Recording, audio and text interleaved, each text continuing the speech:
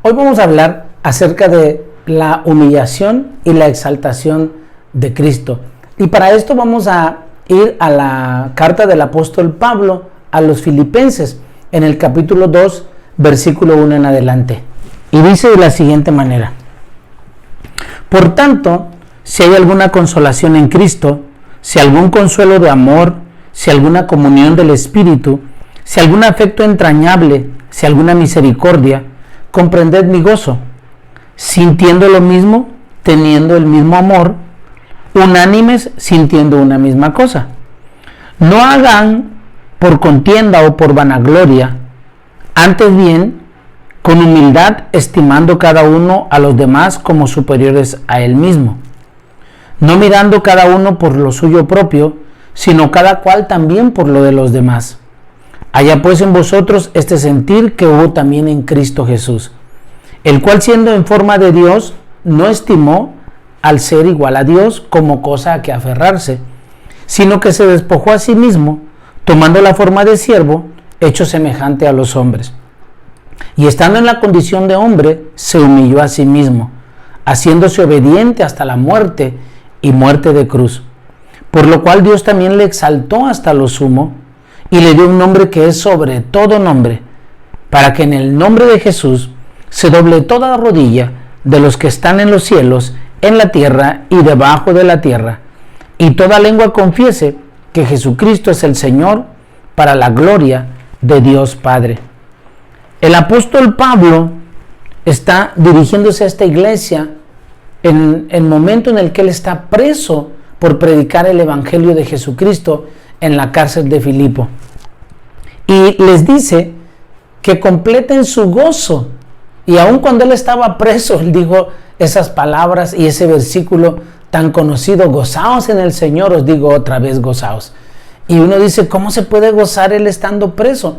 Porque él tenía la paz de Dios, él tenía el amor de Dios en su corazón. Y en medio de una circunstancia adversa, él se podía gozar. Y entonces el apóstol Pablo los llama a que sientan una misma cosa. Y esto no es más que hablar de la unidad. Y lo mismo que Pablo le pide a la iglesia de Filipos, es lo que el Señor Jesús también oró por nosotros, por la iglesia que se iba a fundar miles de años después, para que tuviéramos unidad. Y Él lo dijo en San Juan, capítulo 17, versículo 11. Él le dice al Padre, orando, para que ellos sean uno, como tú y yo somos uno. Para Dios es importante entonces la unidad y la unidad espiritual, porque podremos estar juntos en algún lugar, pero separados espiritualmente. Y la unidad del espíritu es la que Dios está buscando.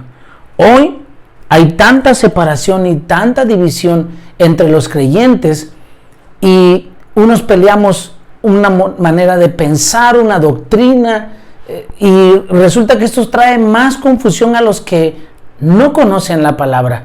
Pero lamentablemente esto no es nuevo, también sucedió en la iglesia primitiva. Y le voy a llevar a una escritura en donde el apóstol Pablo tiene que poner orden, porque también estaba causando confusión. Y está en 1 Corintios capítulo 1, versículo del 10 al 13.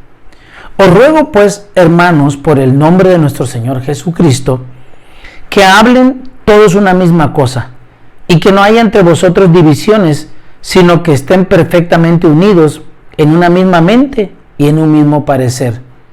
Porque he sido informado acerca de ustedes, hermanos míos, por los de Cloé, que hay entre ustedes contiendas, o sea, pleitos. Quiero decir que cada uno de ustedes dice, yo soy de Pablo, y yo soy de Apolos, y yo de Pedro, y yo de Cristo. ¿Acaso está dividido Cristo?, pregunta Pablo. ¿Fue crucificado Pablo por ustedes? ¿O fueron bautizados en el nombre de Pablo? Doy gracias a Dios, dice Pablo, que no bauticé a ninguno de ustedes, sino solo a Crispo y a Gayo. Esta iglesia en Corintios también tenía un problema y estaban divididos. porque unos decían que eran de Pablo, otros de Pedro, otros de Cristo, y realmente todos conformaban el cuerpo de Cristo. Pablo les dice también en Filipenses 2 que tengan el mismo amor, que se amen unos a otros. Y esto es fundamental en la iglesia de Cristo. Dios es amor. Esa es la naturaleza de Dios. Y por lo tanto, Dios nos ha enseñado a que nosotros nos debemos amar unos a otros. Esto es uno de los fundamentos del Evangelio. Amarnos como Cristo nos amó principalmente. Amar a los que no nos aman. Amar a los que nos ofenden. Amar a los que nos ultrajan.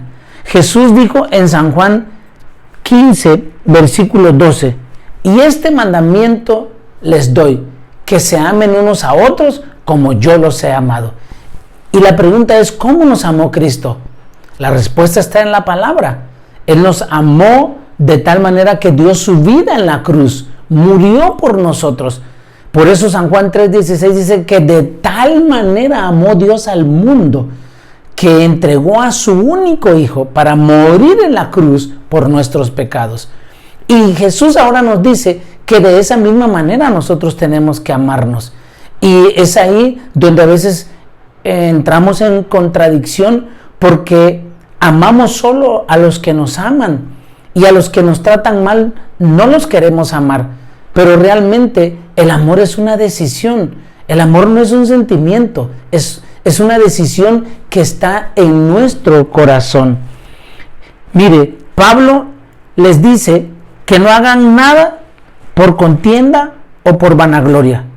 Esto quiere decir que todo lo que hagamos, no lo hagamos peleando, sino con una actitud correcta, con la actitud que Dios nos ha dicho, porque todo lo que hacemos, lo hacemos para el Señor.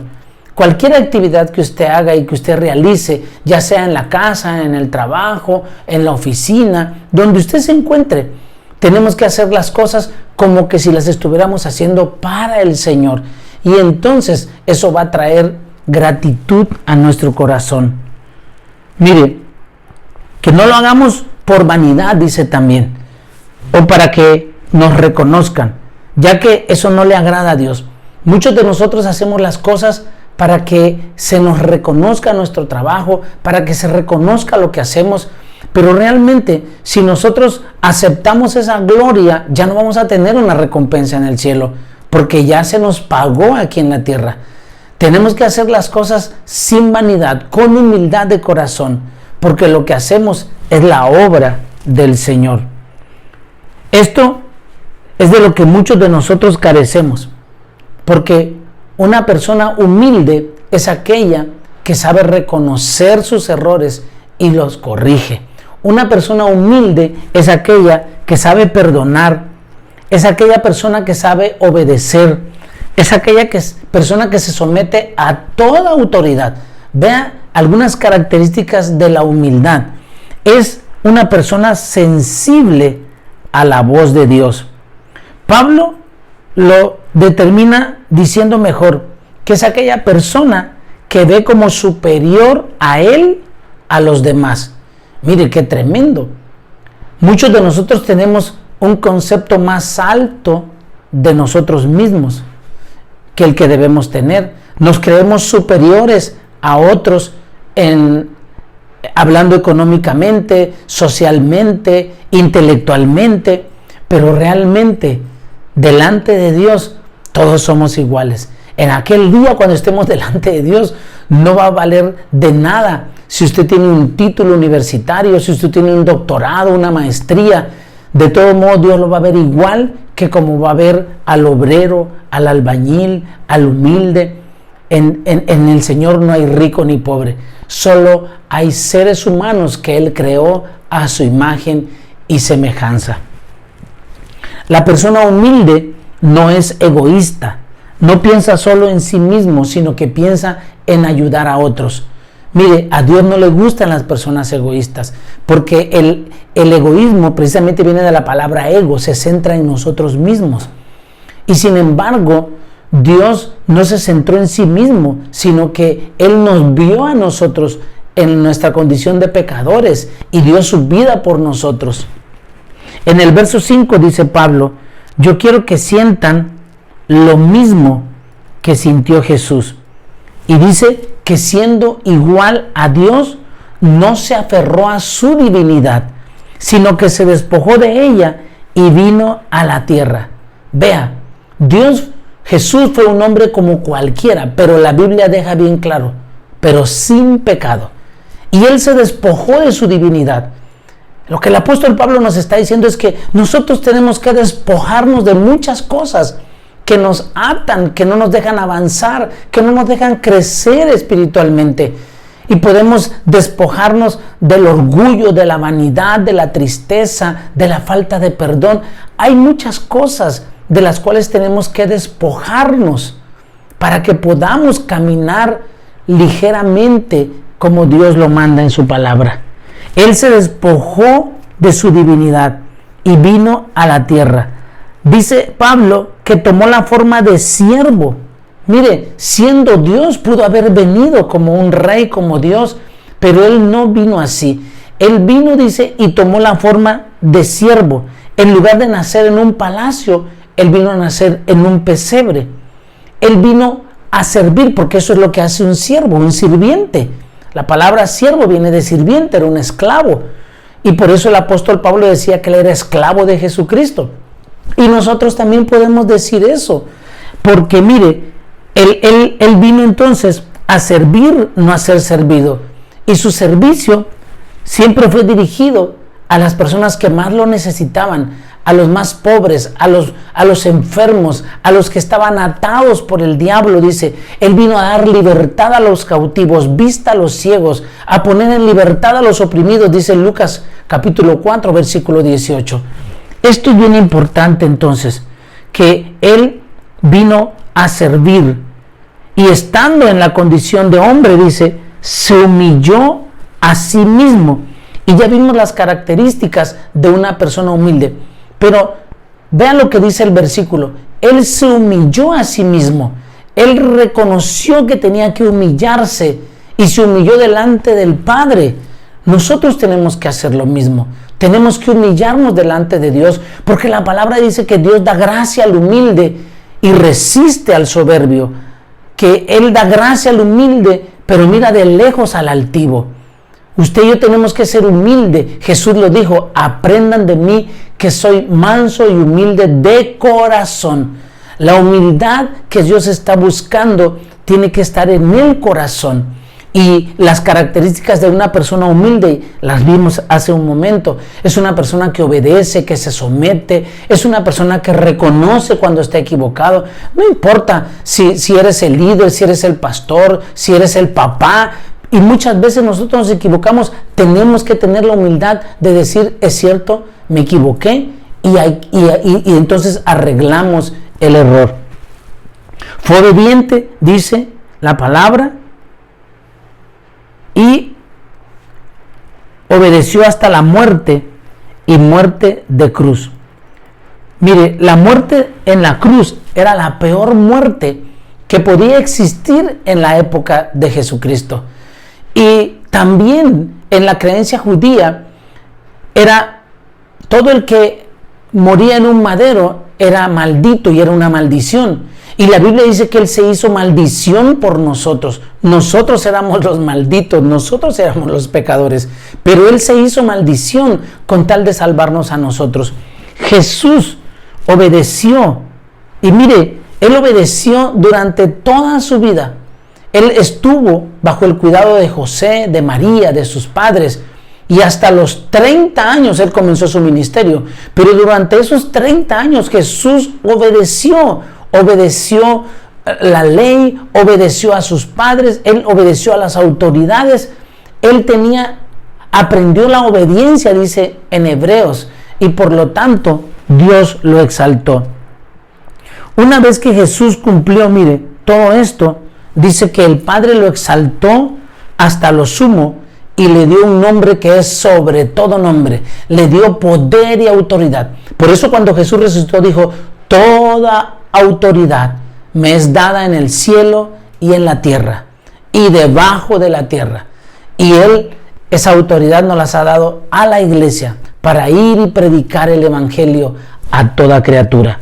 De tal manera, dice la palabra en Filipenses, que toda rodilla se doblará en los cielos, en la tierra y debajo de la tierra, y toda lengua confesará que Jesucristo es el Señor, para la gloria de Dios Padre. Mucha gente se ha muerto durante décadas y muchos no han creído en el evangelio y se han ido al infierno. Están en el infierno, pero en el día del juicio van a ser sacados de ahí y van a ser llevados delante del Padre al juicio eterno. Y entonces ahí, quieran o no, van a doblar sus rodillas y toda la humanidad que va a estar delante del Padre, grandes y pequeños, ricos y pobres, dice Apocalipsis, vamos a doblar nuestras rodillas y vamos a caer rendidos ante la majestuosidad de Cristo, ante su poder, su santidad, su divinidad. Y ahí hasta los que no creyeron en Él van a reconocerlo como el Señor de señores y como el Rey de reyes. Por eso dice Pablo que toda rodilla se va a doblar y toda lengua va a confesar que Jesucristo es el Señor. Hoy nosotros tenemos la libertad de declararlo con nuestros labios, que Él es el Señor de nuestra vida, que Él es el Rey de nuestra vida y que nosotros somos su pueblo, somos su iglesia. Mire, todo esto que el apóstol Pablo le pedía a los filipenses que hicieran y que sintieran es, creo yo, lo mismo que nosotros tenemos que hacer. ¿Por qué? Porque nosotros también debemos, número uno, amarnos unos a otros. Y en serio, el mundo ha perdido esa capacidad de amar. Solamente nos centramos en nosotros mismos. Ya no pensamos en el pobre, en el que no tiene, en el que necesita. Solamente se trata de nosotros, en acumular, en tener, en comprar. Pero realmente tenemos que demostrarnos el amor de Dios. Y el amor de Dios se demuestra con acciones pequeñas, si usted quiere. Ayudar a alguien a cruzar la calle, darle de comer al que tiene hambre, ayudar al extranjero, a la viuda. Esas son acciones que cuentan para nosotros y son nuestras obras dadas por la fe y el amor que tenemos en nuestro Señor Jesucristo. Debemos ser humildes y ahí es donde nosotros tenemos que examinar nuestro corazón. Tenemos que preguntarle al Espíritu Santo. Él nos va a mostrar cuando leemos su palabra, cuando oramos, en qué estamos mal, en dónde nos falta esa humildad para obedecer, para reconocer, para poder dar y sin esperar nada a cambio. También habla de ser obedientes.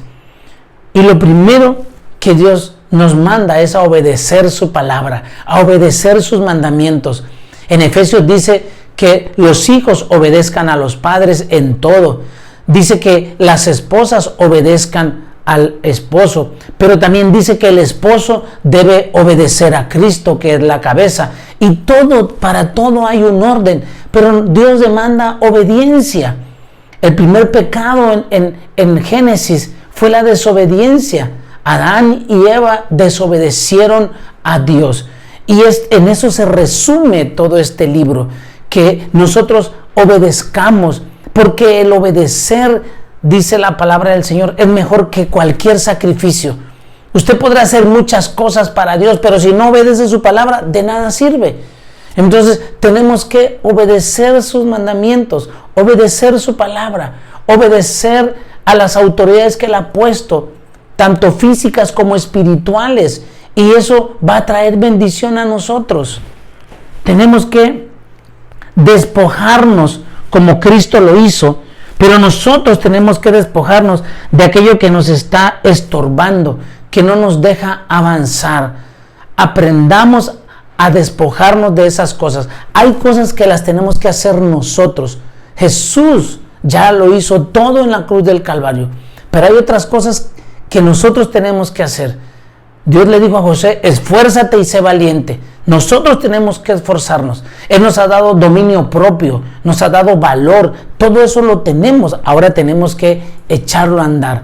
Tenemos que obedecer y esforzarnos. Entonces, tenemos que despojarnos de todo eso que nos está estorbando y que no nos deja avanzar hacia la meta que es Cristo Jesús.